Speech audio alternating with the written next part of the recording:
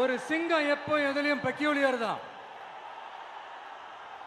ஒரு முறை சிங்கம் கரிச்சிச்சதுன்னா அந்த சவுண்ட்ல ஒரு 8 கிலோமீட்டருக்கு சும்மா அதிரும், எல்லா திசைகளும் அதிரும். அப்படிப்பட்ட அந்த சிங்கம் வேட்டைக்கு மட்டும்தான் வெளியில வரும், வேடிக்கை பார்க்கறதுக்கெல்லாம் வெளியில வராது. வேட்டையில கூட உயிரோடு இருக்கிற மிருகங்களை தான் வேட்டையாடும். அதுலயும் பெரும்பாலும் தன்னை விட பெரிய சைஸ் உள்ள மிருகங்களை தான் குறி வச்சு தாக்கும், ஜெயிக்கும். எவ்வளவு பசியில் இருந்தாலும் உயிர் இல்லாததை, கெட்டு போனதை தொட்டு கூட பார்க்காது. அப்படிப்பட்ட அந்த சிங்கம் அவ்வளவு ஈஸியா எதையும் தொடாது, தொட்டா விடாது. காட்டோட 4 பக்கமும் மார்க்கிங் மை டெரிட்டரின்னு தன்னுடைய பவுண்டரியை தானே வகுக்கும். அப்படிதான் அந்த காட்டையே தன்னோட கண்ட்ரோல்ல வச்சிருக்கும். சிங்கத்துக்கு கூட்டத்தோட இருக்கிறதுக்கும் தெரியும், தனியா இருக்கிறதுக்கும் தெரியும். அப்படியே தனியா வரணும்னு நினைச்சாலும் அஞ்சாம அலட்டிக்காம சும்மா கெத்தா தனியா வந்து அத்தனை பேருக்கும் தண்ணி காட்டும். எப்போ எதிலையும் தன்னோட தனித்தன்மையை இழக்கவே இழக்காது. Yes, a lion is always a lion.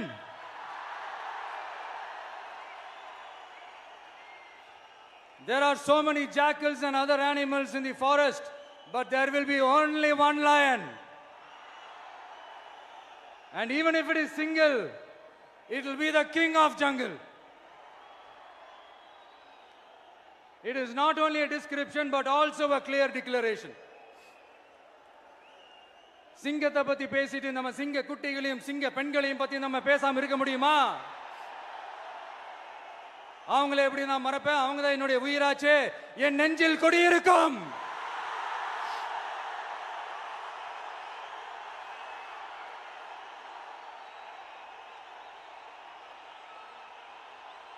என்னுடைய தோழர்களுக்கும் தோழிகளுக்கும்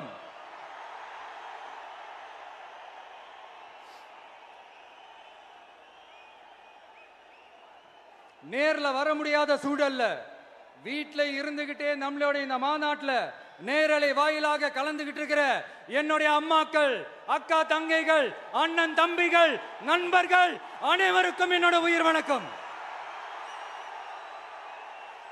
என்னோட உயிர் வணக்கம், என்னோட உயிர் வணக்கம்.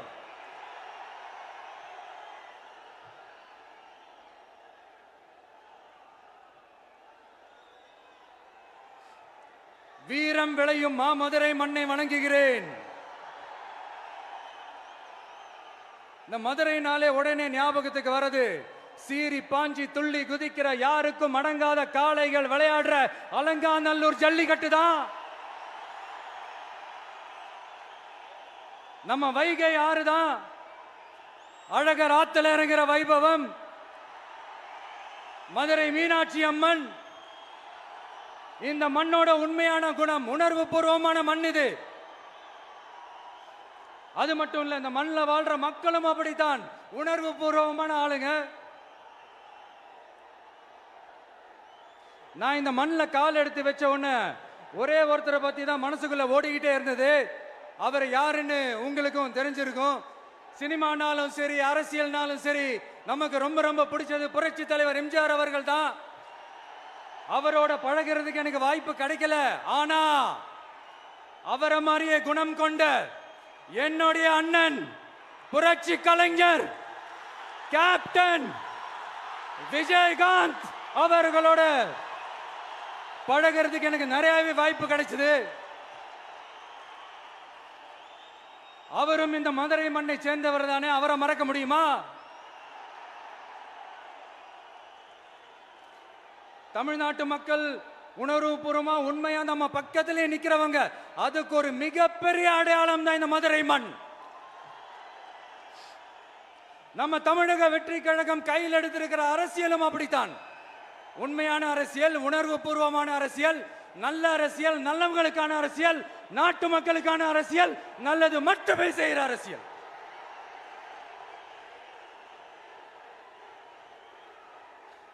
இதோ நம்மளுடைய இந்த இரண்டாவது மாநில மாநாடு வாகை சூடும் வரலாறு திரும்புகிறது. அப்படி இந்த மாநாட்டுக்கு பேர் வச்சிருக்கிறோம். 1967லயும் 1977லயும் நம்ம தமிழக அரசியல் ஒரு மிகப்பெரிய ஆட்சி அதிகார மாற்றங்கள் ஒண்ணு நடந்துச்சு இல்லையா? அதே மாதிரிதான் அடுத்த வருஷம் 2026ல அப்படி ஒரு வரலாறு திரும்ப போகுதுன்னு உறுதியா சொல்றதுக்கான மாநாடு தான் நம்மளோட இந்த இரண்டாவது மாநில மாநாடு. விக்கிரவாண்டி விசாலையில் நம்மளுடைய ஃபர்ஸ்ட் மாநாடு நடத்தணும், வெற்றி கொள்கை திருவிழா. அதுக்கப்புறமே நீங்க பார்த்திருப்பீங்க தமிழக அரசியல் அந்த தட்ப வெப்பத்தையே மாத்தினுச்சு. நமக்கு எதிராக எத்தனை குரல்கள்.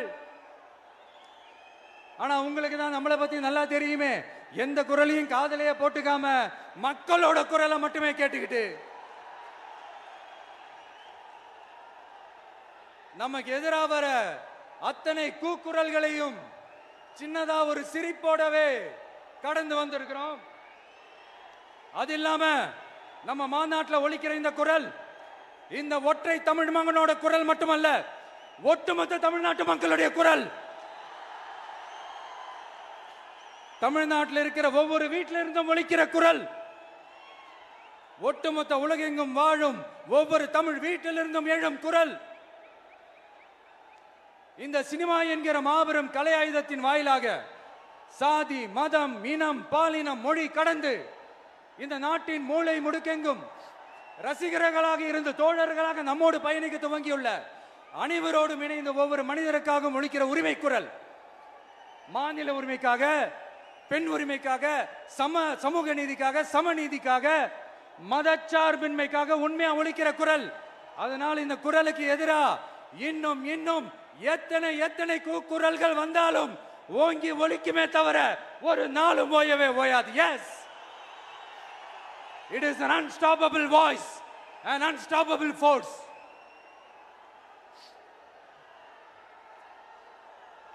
நம்ம அரசியலுக்கு வர்றதுக்கு முன்னாடி அட இவரெல்லாம் வர மாட்டாரியா, அவரே வரல, இவரே வரல, இவருங்க வர போறாரு அப்படின்ட்டு நிறைய பேர் ஜோசியம் சொன்னாங்க. அப்புறம் நம்ம கட்சியினுடைய பேர் அறிவிச்சதுக்கு அப்புறம் பேரு தானே அறிவிச்சிருக்கிறாரு, மக்கள் கிட்ட பேர் வாங்கணும்ல, அதெல்லாம் முடியாதுன்னாங்க. அப்புறம் ரொம்ப முக்கியமா மாநாடுலாம் எவ்வளவு பெரிய விஷயம், அதெல்லாம் இவர் ஒத்தால எப்படி பண்ண முடியும், சும்மா பக்கத்தில் புஷியானதை வச்சுக்கிட்டு மாநாடுல எப்படி நடத்தி காட்ட முடியும், அதெல்லாம் அவங்களால முடியாது. அப்புறம் மழை பெஞ்சு எல்லாத்தையும் கெடுத்துரும். ஏன் என் கூட இருக்கிறவங்களே கூட தான் சொன்னாங்க.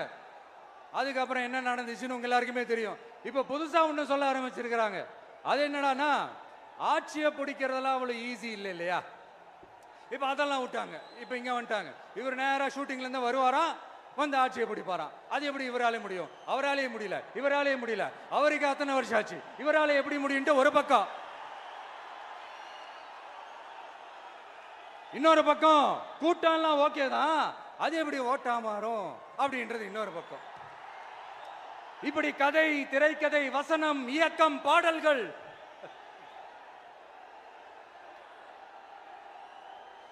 அதனால இந்த அரசியல் ஆய்வாளர்களுக்கு நான் சொல்றதெல்லாம் ஒன்னேதான், நல்லா கேட்டுக்கங்க.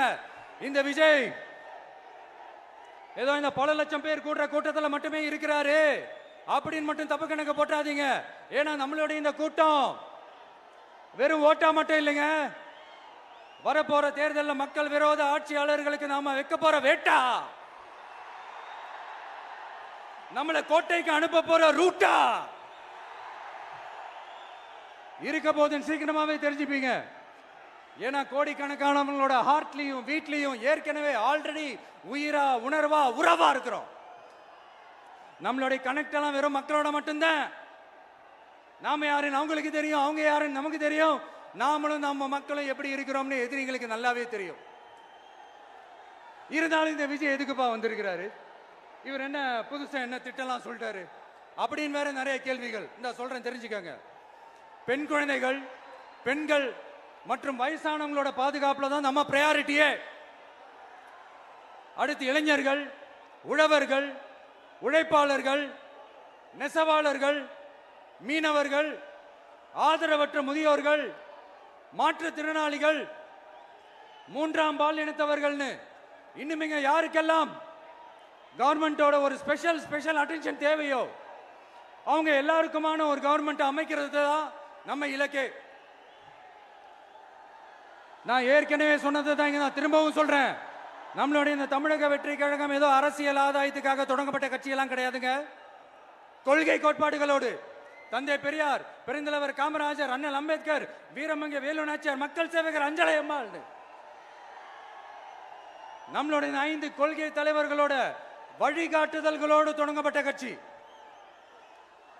நம்ம ஸ்டாண்ட்ல நாம எப்பவுமே ஸ்ட்ராங்கா தாங்க இருக்கிறோம். அதுல எந்த மாற்றத்துக்கோ எந்த சமரசத்துக்கோ துளி கூட இடமில்லை. நம்மளுடைய ஒரே கொள்கை எதிரி பாஜக தான். நம்மளுடைய ஒரே அரசியல் எதிரி திமுக தான். எப்படி? நம்மளுடைய ஒரே கொள்கை எதிரி, நம்மளுடைய ஒரே அரசியல் எதிரி ஏதோ அண்டர் கிரவுண்ட் ஆதாயத்துக்காக டீல் போட்டுக்கிட்டு டீல் பேசிக்கிட்டு இந்த அலையன்ஸ் வச்சுக்கிட்டு இந்த ஊரை ஏமாத்துற கட்சி எல்லாம் நம்ம டிவிக்கே கிடையாதுங்க. யாருக்காகவும் எதுக்காகவும் எந்த பயமும் கிடையாது. மாபெரும் பெண்கள் சக்தி நம்மளோட இருக்கிறாங்க, மாபெரும் இளைஞர்கள் சக்தி நம்மளோட இருக்கிறாங்க, ஒட்டுமொத்த தமிழ்நாட்டு மக்களுடைய சக்தி நம்மளோட நிக்கிறாங்க. அப்படி இருக்கும்போது இந்தியாவில் இருக்கிற எல்லா ஸ்டேட்லயும் வாழ்ற நம்ம தமிழ் நெஞ்சங்கள் மட்டும் இல்ல, உலகம் பூரா 100க்கும் மேலான நாடுகள்ல வாழ்ற நம்ம தாய் தமிழ் உறவுகள் எல்லாருமே என்ன விஜய் தளபதி விஜய் இல்லனா விஜய் தளபதி இப்படி சொந்தம் கொண்டாடுற கோடிக்கணக்கானவங்களோட அன்பு மாசியும் நம்மளோட இருக்கும்போது, இவங்க எல்லாருமே நம்மளோட நிற்கும் போது எதுக்குங்க இந்த பாசிச பாஜகவோட நேரடி கூட்டணியோ இல்ல மறைமுக கூட்டணியோ உறவு வச்சுக்க? நாம என்ன உலகமாக ஊழல் கட்சி? என்ன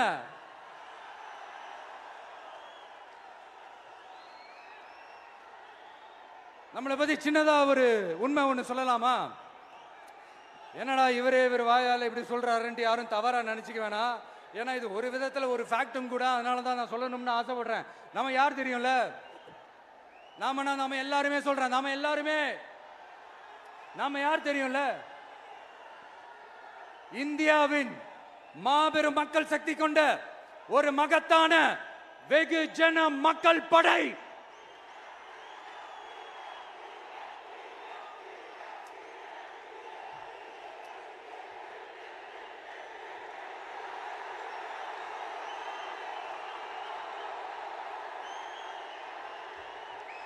அதனால நம்ம தலைமையில நாம் அமைக்க போற இந்த உண்மையான மக்களாட்சிக்கான அச்சாரமாக மாபெரும் மக்கள் சக்தியை அணி அணியாக நம்மளோட திரண்டு நிக்கிறப்போ இந்த அடிமை கூட்டணியில சேர வேண்டிய அவசியம் நமக்கு எதுக்குங்க? நம்மளுடைய இந்த கூட்டணி சுயமிழந்த கூட்டணியெல்லாம் இருக்காது, சுய மரியாதை கூட்டணியா தான் இருக்கும். இந்த ஒரு பக்கம் RSS கிட்ட அடிபணிஞ்சுக்கிட்டு, இன்னொரு பக்கம் மதச்சார்பற்ற கூட்டணின்னு இந்த மக்களை ஏமாத்துற கூட்டணியெல்லாம் நம்ம கூட்டணி இருக்காது.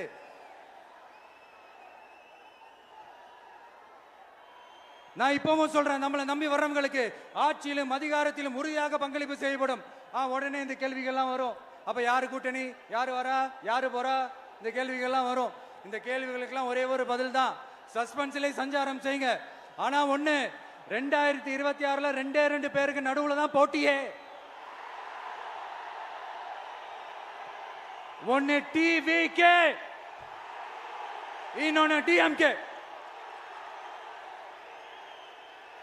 இந்த போட்டி எப்படி இருக்க போதுன்னா, இந்த அலையன்ஸை வச்சு எப்படியாவது நம்ம தப்பிச்சிடலாம். என்ன இந்த பழைய இந்த மேத்தமேட்டிக்ஸ் அரித்மேட்டிக்ஸ் இதெல்லாம் வச்சு எப்படியாவது நம்ம தப்பிச்சிடலாம் அப்படின்னு நினைக்கிறவங்களோட அந்த கனவு ஒரு நாளும் மைப்படாது. சரி, இப்ப நம்ம வேற ஒரு ஏரியாவுக்கு ஒன்று வருவோம். எதிர்காலம் வரும், என் கடமை வரும், இந்த கூட்டத்தின் ஆட்டத்தை ஒழிப்பேன்.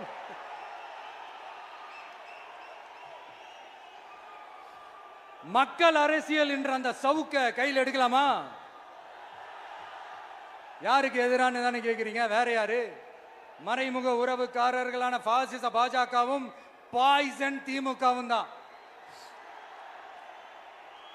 மாண்புமிகு பிரதமர் நரேந்திர மோடிஜி அவர்களே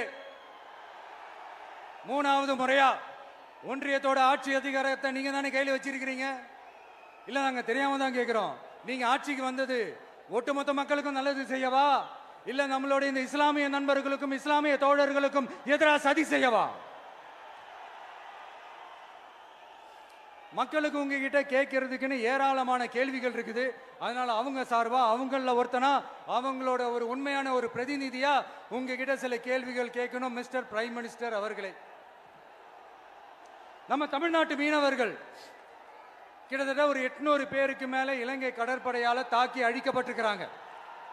அதை கண்டிக்கிறதுக்காக உங்களை பெருசா எதுவும் செய்ய சொல்லல, சின்னதா ஒண்ணு மட்டும் செஞ்சு கொடுங்க. இனிமேலாச்சும் எங்களுடைய மீனவர்கள் பாதுகாப்பா இருக்கிறதுக்காக இந்த கச்சத்தீவை இலங்கை கிட்ட இருந்து மீட்டு கொடுத்துருங்க, அது போதும். உங்களுடைய இந்த முரட்டு பிடிவாதத்தால நீங்க நடத்துற இந்த நீட்டு தேர்வு, அதனால இங்க என்னென்ன நடக்குதுன்னு சொல்றதுக்கே மனசு வலிக்குது. அதனால அந்த நீட்டு தேர்வு தேவையில்லைன்னு அறிவிச்சிருங்க, அது போதும். செய்வீர்களா திரு நரேந்திரபாய் தாமோதர் மோடிஜி அவர்களே? எங்களுக்கு என்னென்ன தேவையோ என்னென்ன நல்லதோ அதெல்லாம் செய்ய மாட்டேங்கிறீங்க. ஆனா ஆட்சி அதிகாரத்தை மட்டும் கையில வச்சுக்கிட்டு மக்களை ஏமாத்த நேரடியாக ஒரு பாசிச பாஜக அடிமை கூட்டணி ஒண்ணு. அடுத்து உங்களோட இந்த மைனாரிட்டி ஆட்சியை ஓட்டுறதுக்காக மறைமுகமாக RSS அடிமை குடும்பம்னு இன்னொரு கூட்டணி. இப்படி மக்கள் சக்தியே இல்லாத இந்த ஊழல் கட்சிகளை மிரட்டி அடிபணிய வச்சு 2029 வரைக்கும் சொகுசு பயணம் போயிடலாம்னு திட்டம் தீட்டி வச்சிருக்கிறீங்க. அதானே ஜி? என்ன ஜி? ஒண்ணு மட்டும் சொல்றேன், தெரிஞ்சுக்கங்க. என்னதான் நீங்க இந்த நேரடி மறைமுக கூட்டணி குட்டிகரணம் போட்டாலும் தாமரை இலையில தண்ணியே ஒட்டாது. தமிழக மக்கள் மட்டும் எப்படி ஒட்டுவாங்க?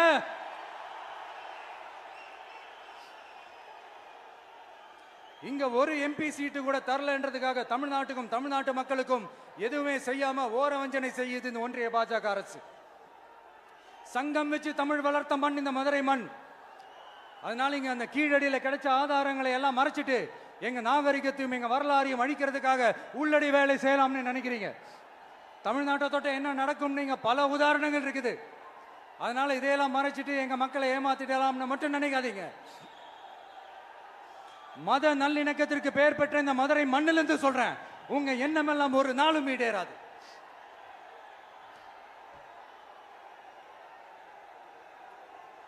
எம்ஜிஆர்னா யார் தெரியும்ல? அவர் மாஸ்னா என்னன்னு தெரியும்ல?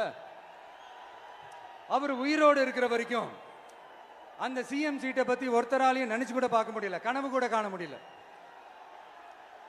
எப்படியாவது அந்த CM சீட்டை என்கிட்ட கொடுத்துருங்க, என் நண்பர் எம்ஜிஆர் திரும்ப வந்ததுக்கு அப்புறம் நான் திருப்பி கொடுத்துறேன்னு தன்னோட எதிரியை கூட மக்கள் கிட்ட கெஞ்ச வச்சவர் எம்ஜிஆர். எப்படி கெஞ்ச வச்சவர்? அதனால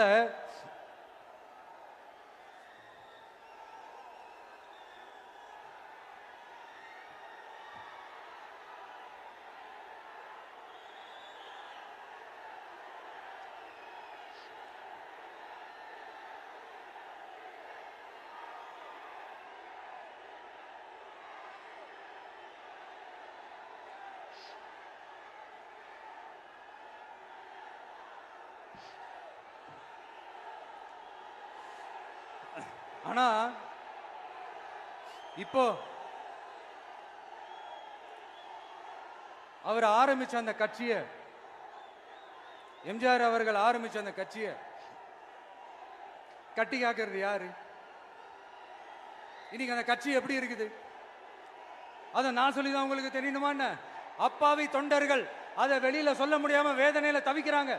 2026 சட்டமன்ற தேர்தலில் யாருக்கு ஓட்டு போடணும், எப்படிப்பட்ட ஆட்சி இங்க அமையணும்னு அந்த அப்பழுக்கற்ற அந்த தொண்டர்களுக்கும் ரொம்ப நல்லாவே தெரியும். அதனால என்ன வேஷம் போட்டுக்கிட்டு பாஜக இங்க தமிழ்நாட்டுக்குள்ள வந்தாலும் அவங்க வித்தை எல்லாம் இங்க வேலைக்கே ஆகாது.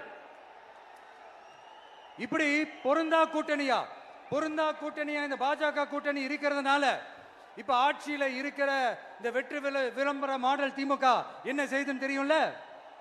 பாஜகவோட உள்ளுக்குள்ள ஒரு உறவை ஒண்ணு வச்சுக்கிட்டு வெளியில எதிர்க்கிற மாதிரி ஒரு டிராமா ஒண்ணு பண்ணிக்கிட்டு, எதிர்கட்சியா இருந்தா போங்க மோடின்னு பலூன் விடுறது, ஆளுங்கட்சியா இருந்தா வாங்க மோடின்னு கொடை பிடிச்சுக்கிட்டு கும்பிடு போடுறது.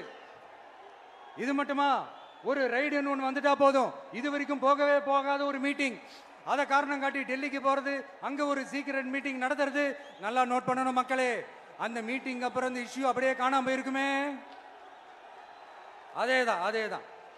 Stalin uncle, what uncle is very wrong uncle.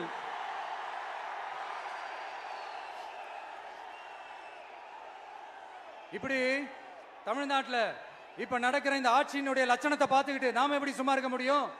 ஒரு தவறு செய்தால், அது தெரிந்து செய்தால், அவர் கபட நாடக மு.க. ஸ்டாலின் அங்கிளாகவே இருந்தாலும், அங்கிள் அங்கிள் உங்களுக்கு மனசாட்சின்னு ஒன்று இருந்துச்சுன்னா நாங்க கேட்கிற கேள்விகளுக்கு மட்டும் கொஞ்சம் பதில் சொல்லுங்க அங்கிள். நீங்க நடத்துற இந்த ஆட்சியில நேர்மை இருக்கா? நியாயம் இருக்கா? ஊழல் இல்லாம இருக்கா? சட்டம் ஒழுங்கு சரியா இருக்கா? பெண்களுக்கு பாதுகாப்பு இருக்கா? பொதுமக்களுக்கு பாதுகாப்பு இருக்கா? இயற்கை வளங்களுக்கு பாதுகாப்பு இருக்கா? சொல்லுங்க மை டியர் அங்கிள், சொல்லுங்க. டாஸ்மாக்ல மட்டுமே இது வரைக்கும் 1000 கோடிக்கு மேல ஊழல்னு சொல்றாங்க. அதுல மட்டுமா தப்பு நடக்குது? வேற எதுல தான் நடக்கல? உலகத்திலே மிஸ்டர் கிளீன் ரெக்கார்ட்ஸ் எல்லாம் உங்களுக்கும் உங்க கூட இருக்கிறவங்களுக்கும் மட்டும்தான் அங்கிள் கொடுக்கணும். இதை பார்த்து வாயே இல்லாத ஊரு கூட வயிறு வலிக்கு சிரிக்குது. பெண்களுக்கு 1000 ரூபாய் கொடுத்துட்டீங்கன்னா போதுமா அங்கிள்? அப்படியே அது மூடி மறைச்சிடலான்னு பாக்குறீங்களா? படிக்கிற இடத்துல, வேலைக்கு போற இடத்துல, வெளியில போற இடத்துலன்னு அவங்களுக்கு பாதுகாப்பே இல்லைன்னு ஒட்டுமொத்த பெண் பிள்ளைங்களும் பெண்களும் கதறாங்க. அந்த கதறல் சத்தம் ஏதாவது உங்க காதுல கேக்குதா அங்கிள்? இதுல வேற உங்க அப்பான்னு கூப்பிடுறாங்கன்னு வேற சொல்றீங்க. What is this uncle? Is very very wrong uncle, is very very wrong. பெண்களுக்கு மட்டுமா பொய் வாக்குறுதி கொடுத்து ஏமாத்துறீங்க? அரசு ஊழியர்கள், ஆசிரியர்களை ஏமாத்துறீங்க, விவசாயிகளை ஏமாத்துறீங்க, பரந்தூர்ல பாதிப்பே வராதுன்னு சொல்லி ஏமாத்துறீங்க, மீனவர்களை ஏமாத்துறீங்க, போதைப் பொருள் கலாச்சாரத்தை ஒழிக்காம ஏமாத்துறீங்க. ஐயோ ஐயோ ஐயோ, very very first uncle, very very first. எப்படி கேட்டாலும் இவங்க கிட்ட இருந்து எந்த பதிலும் வரப்போறதில்லை. ஏன்னா இருந்தா தானே. இப்ப ஆட்சியில இருக்கிற நம்மளுடைய அங்கிள் பதில் சொல்றது இருக்கட்டும். மக்களை நீங்க சொல்லுங்க, நீங்க உண்மையை சொல்லுங்க. செய்வோம் செய்வோம் செய்வோம் செய்வோம்னு சொன்னாங்களே, சொன்னதெல்லாம் செஞ்சாங்களா? உங்களை தான் கேட்கிறேன், சொன்னதெல்லாம் செஞ்சாங்களா?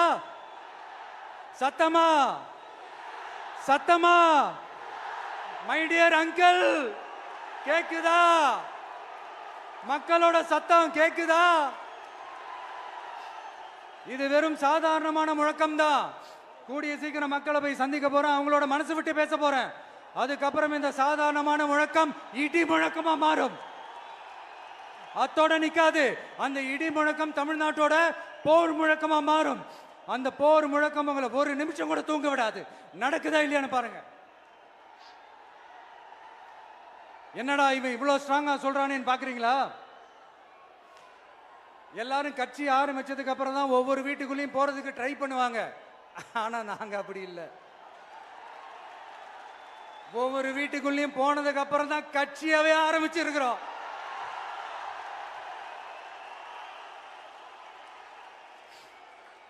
அதனால ஒட்டுமொத்தமா எல்லாருமா சேர்ந்து இந்த திமுக ஆட்சிய, கபட நாடக திமுக ஆட்சிய 2026 தேர்தலில் வீட்டுக்கு அனுப்புறோம். வீட்டுக்கு அனுப்புறோம். என்ன நண்பா, சரிதானே? என்ன நண்பி, செய்வீர்கள் தானே?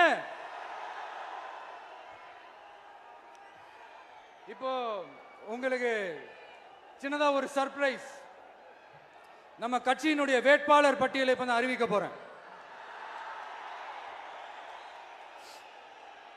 மதுரை கிழக்கு வேட்பாளர் விஜய். இன்னும் முடிக்கல, ஒரு நிமிஷம், இன்னும் முடிக்கல. மதுரை மேற்கு வேட்பாளர் விஜய். மதுரை மத்தி வேட்பாளர் விஜய். மதுரை தெற்கு வேட்பாளர் விஜய். மதுரை வடக்கு வேட்பாளர் விஜய். மேலூர் விஜய். சோழவந்தான் விஜய். திருப்பரங்குன்றம் விஜய். திருமங்கலம் விஜய். உசலம்பட்டி விஜய்.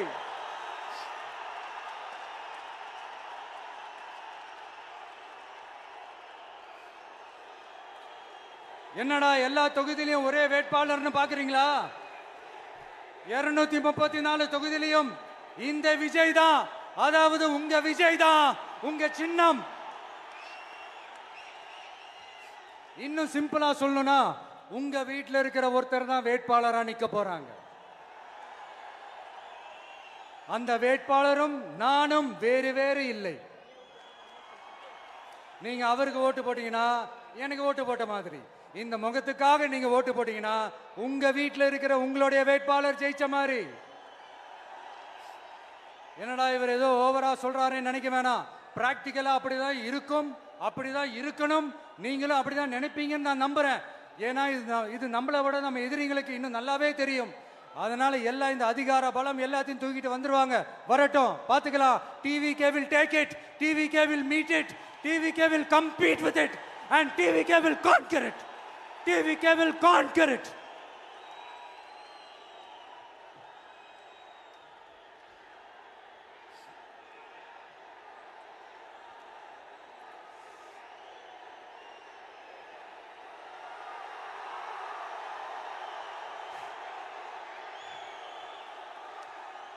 இந்த நேரத்தில் நம்ம மனசுல இருக்கிறத மக்கள் கிட்ட சொல்லி ஆகணும்.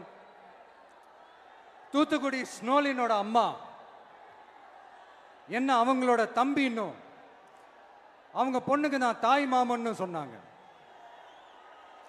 அந்த அக்காவோட குழந்தைங்க மட்டும் இல்லைங்க, என்ன அண்ணனா தம்பியா நினைக்கிற தமிழ்நாட்டில் இருக்கிற என்னோட எல்லா சகோதரிகளின் குழந்தைகளுக்கும் நான் இன்னைக்கு மட்டும் இல்ல, என்னைக்குமே ஒரு தாய் மாமனா தான் இருப்பேன்.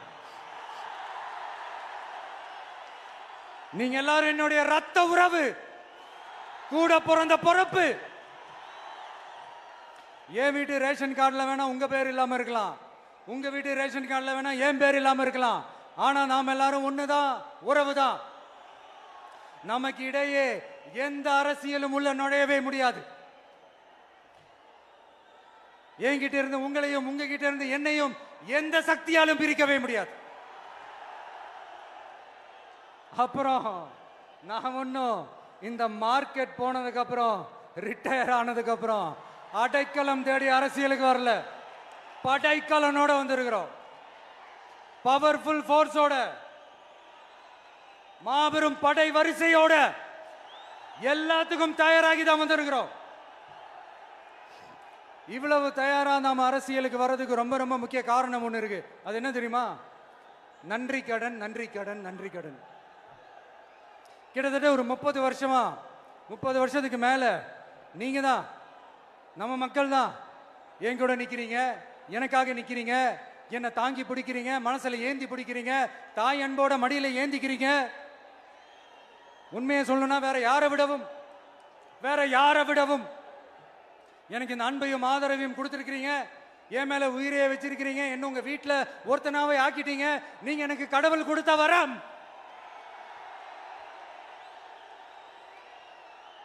உலகம் பூரா நமக்காக நம்ம கூட நிக்கிற நம்ம மக்களை நான் எப்படி மறப்பேன்?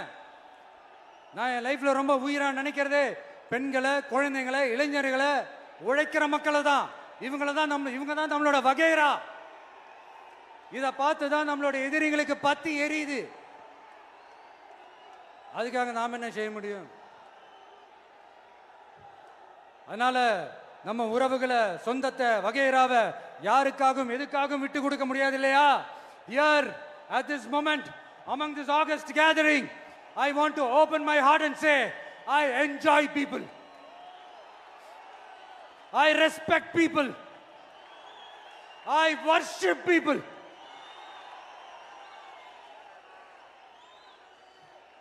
சரிப்பா, இவ்வளவு செஞ்ச நம்ம மக்களுக்கு நன்றி கடனா உன்னால முழுமையா செலுத்த முடியுமான்னு கேட்டா சத்தியமா சொல்றேன், என்னால முடியாதுதான். இன்னும் எத்தனை ஜென்மம் எடுத்தாலும் அந்த நன்றி கடனை என்னால தீர்க்கவே முடியாது. அப்புறம் என்ன மானாவுக்கடா நீ வந்திருக்க அதானே கேக்குறீங்க? மைண்ட் வாய்ஸ் கேட்ட மாதிரி இருந்தது. வாழ்நாள் முழுக்க நம்ம மக்களுக்காக ஆதரவா துணையா நிக்கிறத தவிர, அவங்களுக்காக உழைக்கிறத தவிர எனக்கு வேற எந்த எண்ணமும் இல்லை. எனக்கு இப்ப வேற வேலையும் இல்லை. இனிமே எனக்கு இதுதான் என் வேலையே. என் கடன் இனி என் மக்களுக்கு பணி செய்து கிடப்பதே. இப்படியா ஹார்ட் டு ஹார்ட் யதார்த்தமா பேசிய பழகிட்டோம். இதுக்கு மேலேயும் எனக்கும் மக்களுக்கும் இடையே இருக்கிற அந்த உறவை பத்தி நான் பேச ஆரம்பிச்சேன்னா ஒரு மாதிரி எமோஷனல் ஆகிடுவேன். அப்புறம் அதை கண்ட்ரோல் பண்ணுறது ரொம்ப கஷ்டம். அதனால என்னை மனசார நேசிக்கிற நம்ம மக்களுக்கு ஒன்றே ஒன்று சொல்கிறேன். இந்த விஜய் உங்க விஜய், உங்களுக்கான விஜய், உங்களுக்காக மட்டுமே இருக்கிற விஜய். உங்க கூட நிற்க, உங்களுக்காக நிற்க, உண்மையா நிற்க, உணர்வோட நிற்க, உறுதியா நிற்க, உங்க கூட பேச, உங்களுக்காக பேச, உண்மையா பேச, உணர்வோட பேச, உறுதியா பேச, உங்களுக்காக சேவை செய்ய உங்க விஜய் நான் வர.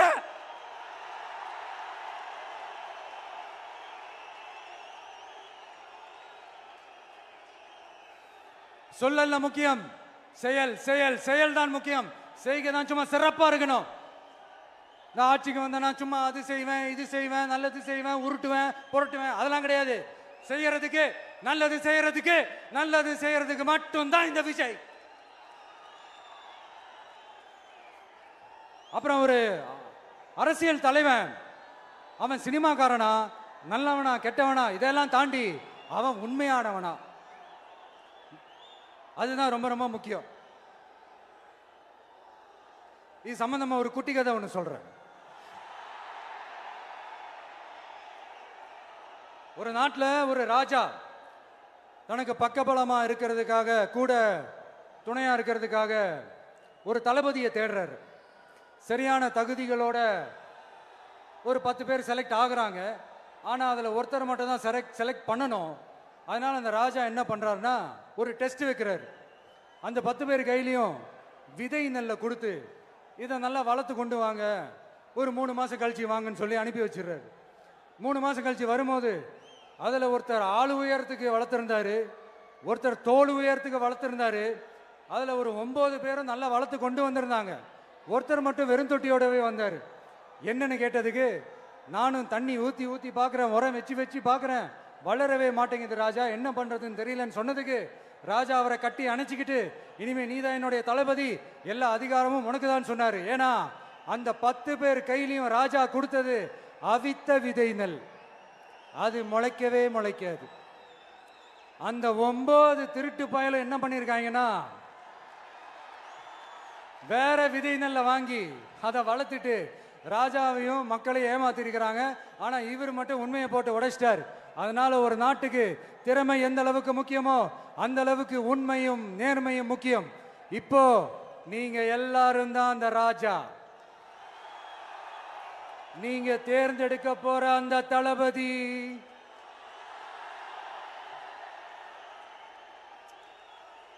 சும்மா சினிமாக்காரன் சினிமாக்காரன் சினிமாக்காரன். அம்பேத்கர் அவர்களை தோக்கடிச்சது சினிமாக்காரன் இல்ல, அரசியல்வாதி.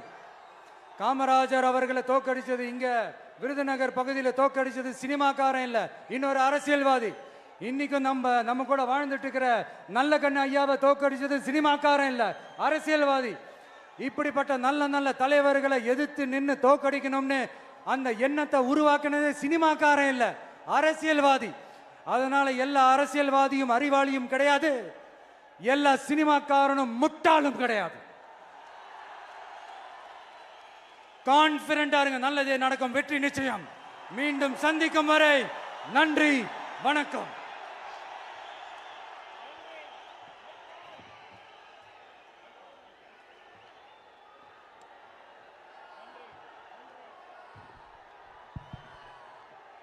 தமிழக வெற்றி கழகத்தினுடைய வெற்றி தலைவரின் வார்த்தைகள் நம்முடைய வேத வாக்காக எடுத்துக்கொண்டு நிறைவேற்றுவோம். கட்டுக்கடங்காத கூட்டத்தின் நலன் கருதி தீர்மானங்கள் தனியாக வெளியிடப்படும் என்று சொல்லி நன்றி உரை தருகிறார் நம்முடைய மாவட்ட செயலாளர் அண்ணன் தங்கபாண்டி அவர்கள். தமிழக வெற்றி கழகத்தினுடைய வெற்றி மாநாட்டில் தமிழக வெற்றி கழகத்தின் வெற்றி மாநாட்டில் சிறப்புரையாற்றிய அருமை அண்ணன் கழகத்தின் தலைவர் தளபதியாளர்களுக்கும் இந்த மாநாடுக்கு வருகை தந்துள்ள கழக தோழர்களுக்கும் மதுரை மாவட்டத்தின் சார்பாக நன்றி நன்றி நன்றி.